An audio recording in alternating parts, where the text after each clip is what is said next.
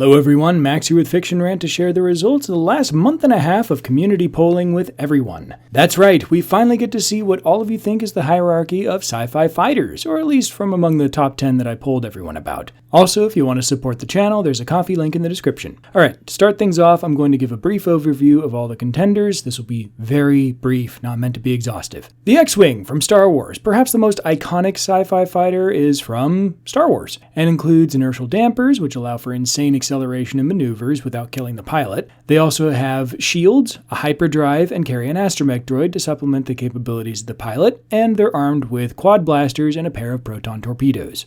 The Gunstar from The Last Starfighter. These heavy fighters have heavy armor but no shields, and run a two-person crew with a pilot and gunner, while the weapons are mounted more like turrets than fixed in place, which allows the Gunstar high flexibility in engaging enemies while performing maneuvers. The specific Gunstar from the film also had a Death Blossom feature, which would cause the Gunstar to just spin rapidly in place, spewing lasers, photon bolts, particle beams, and missiles in all directions, potentially destroying whole fleets of enemies in the process. It's unclear whether or not the Gunstar comes with inertial dampers, but based on what we see them do, it seems likely that they have them, so their maneuvers aren't limited by G-forces. The Goa'uld glider from Stargate. These are essentially Stukas from World War II, optimized for dive bombing and terrorizing people who can't fight back. They carry a pair of detachable staff cannons, which do a lot of damage but have a slow rate of fire, and have inertial dampers, which are particularly important since they operate in both space and atmosphere. They also have no shields. The Peregrine from Star Trek. This is the Federation's attempt at a fighter. I suppose the idea was that if you're going to get one shot anyway because you're fighting somebody like the Borg, you might as well make a lot of tiny ships that still pack a punch. Really, though, I think they mostly just stole the idea from the Maquis. Peregrines come with phasers, photon torpedoes, shields, and a warp drive, along with an emergency transporter which basically acts like an escape pod. The Pteranodon from the Orville. These are shielded, armed with dual plasma cannons, which hit plenty hard but suffer from low refire rate, and they have inertial dampers. Unlike most ships with inertial dampers that we see in sci-fi, the Pteranodon actually bothers using them to move in a strafing manner instead of just like a jet. The Viper II from Battlestar Galactica. These fighters are actually fairly realistic, which means no shields, no inertial dampers, and rapid-fire front-facing cannons, and that's it. Sometimes they carry missiles, but mostly that's left to other ships. The Star Fury from Babylon 5. These strike a middle ground for realism. On the one hand, their default weapons are pulse cannons, which are fairly low rate of fire but do plenty of damage, and they have hard points for equipping other weapons or equipment. On the other hand, they're unshielded and don't have any inertial dampers, so that's unfortunate, but they do have a really neat grappling claw, so that's nifty. The Longsword from Halo. These are heavy fighters/interceptors, which are essentially treated like fighter jets in space, except with multi-person crews. They are heavily armed with guns and missiles, including nukes if desired, but have no shields and no inertial dampers. The Wraith from StarCraft. These are lightly armored, but come with a powerful laser cannon and air-to-air missiles. Really, the most impressive feature, though, is a cloaking device, which can be run for a few minutes at a time while draining energy, and the Wraith can fire even while cloaked. It's unclear whether or not they have inertial dampers, but I'd assume that they do based on the fact that it's StarCraft and everything is very hand-wavy. Finally, the Harvester Fighter from Independence Day.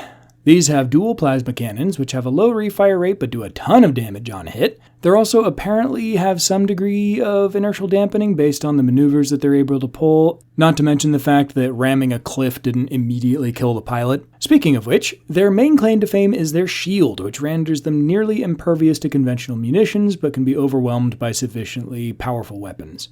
Alright. There's our contestants. On to the results. I ended up getting far more votes on later polls, so instead of totaling values and doing a weighted percentage kind of thing like I did before, I will instead be totaling percentages, so if a particular poll had a 90-10 split, the winner would get 90 points and the loser would get 10 points. So, starting us off in 10th place with a measly 168 points, we have the Goa'uld glider. Honestly, since the SG teams took these out with shoulder-carried Stinger missiles, I don't think anybody will be too surprised. In 9th place, and jumping up to 288 points, we have the Harvester Fighter from Independence Day, and this is a great example to clarify why you shouldn't just trust polls implicitly, since several fighters on here aren't even actually capable of harming the Harvester Fighter. In 8th place, with 398 points, we have the longsword from Halo. The voters must have just implicitly disallowed the use of nukes that they might carry. In 7th place, with 401 points, we have the Wraith from StarCraft. I think some people might be underestimating the power of invisibility. In 6th place, with 454 votes, we have the Pteranodon from the Orville. Honestly, I don't know on this one. They're cool and all, but largely unproven in the show. In 5th place, with 469 votes, we have the Gunstar from The Last Starfighter. I think this is actually fair. They punch plenty hard and have the advantage of being able to shoot in almost any direction, but again, they're unshielded. In 4th place, with 501 votes, is the Viper 2 from Battlestar Galactica. This one is obviously a product of favoritism/nepotism. Next, we actually have a tie for 2nd and 3rd place, which I was not expecting at all, considering there were 45 different polls in total. Both had 550 votes, and we have the Star Fury from Babylon 5 and the X-Wing from Star Wars. I think we might just have another case of favoritism here, but I'll leave you to guess which one I think is benefiting from it. Finally, in 1st place, with an astounding 721 votes, beating the next two by 171 votes. It actually beat the X-Wing and Star Fury by more votes than the Goa'uld glider got in total. We have the Peregrine from Star Trek. Honestly, on this one, I'm not surprised at all, and I also couldn't agree more. These things are meant to be able to punch on the level of capital ships. Now comes the part of the video where I weigh in on the rankings. Basically, if a fighter has shields, I rank it highly. If it has inertial dampers, I also rank it highly. If it can hit really hard, I rank that highly. And if there's some X factor which confers an advantage, I try to rank accordingly. So here's my rankings. In 1st place, I still have the Peregrine. Zero disagreement with the polls on this one. The Peregrine is just insane. In 2nd, I rank the X-Wing. They're fast, pack a punch, and can take a hit. In 3rd, I have the Wraith. This ultimately comes down to the cloak. I think that the weapons that the Wraith carries would be quite capable of handling the rest of this list. They're able to take down Protoss fighters after all, which are shielded, and the cloak means that it gets to shoot first. And in a dogfight, that's usually all you need. In 4th, I have the Pteranodon, so a little higher than the polls, but not too much of a difference. This is just because it has shields and it hits plenty hard, but also maintains some pretty crazy levels of maneuverability. In 5th, I have the Longsword. They've been handling the best that the Covenant can throw at them for years and even carry nukes, so the more sluggish fighters, like the Gunstar, can be taken out pretty easily. Mainly, though, they carry missiles as well as guns, so they'd have more and better options for dogfighting than most others. In 6th, I have the Gunstar. This is the last of the heavy fighters on the list, and it's beefy enough to need a few hits to take down while being able to dish out a ton of punishment.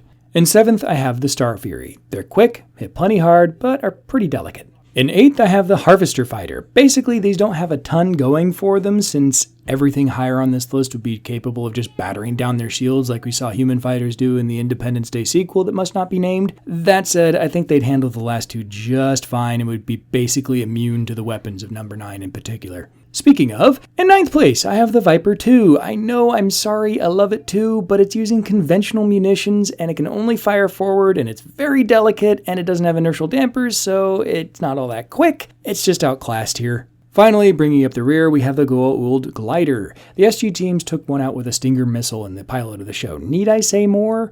Okay, I will. In the original movie, a pair of these, piloted by some of Ra's honor guard, so the head honcho Goa'uld and his honor guard, couldn't hit a group of dudes with machine guns with basically no cover. Gliders suck.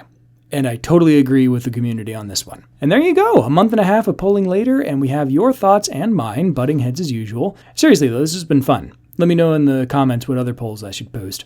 Oh, and a funny thing happened with some of the results. Apparently, you all just can't make up your minds on the Gunstar. It actually went 50-50 against the Wraith and against the Longsword, and was within 3 percentage points of both the Star Fury and Viper 2. Like there was a 3-point differential, 47-53, and I think 52-48. And with that, I'll wrap up. What do you all think? Is my ranking more reasonable? Would you resequence it at all? Do you think that the Goa'uld glider is actually a diamond in the rough and people just don't understand it? Let me know in the comments. Again, I have a coffee link in the description if you want to support the channel. And until next time, live long and prosper, and may the Force be with you.